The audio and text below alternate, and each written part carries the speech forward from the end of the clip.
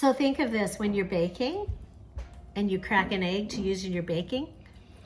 You're not just getting the nutrition in that egg. That egg is not done helping you out. You take that egg and you crush those eggshells, okay? You crush them and you put them in your kitchen composter. And why do you do that? Because the eggshells will produce calcium. They'll put calcium into your compost.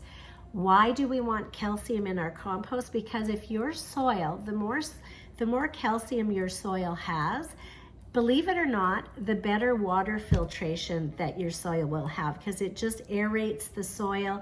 It creates these little air pockets.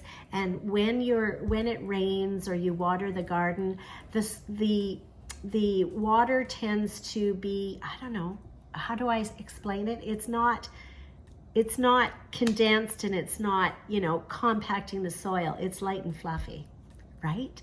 Mother Nature knows what she's doing. So if you like this video, please press the like button, and I would love you to have a great day.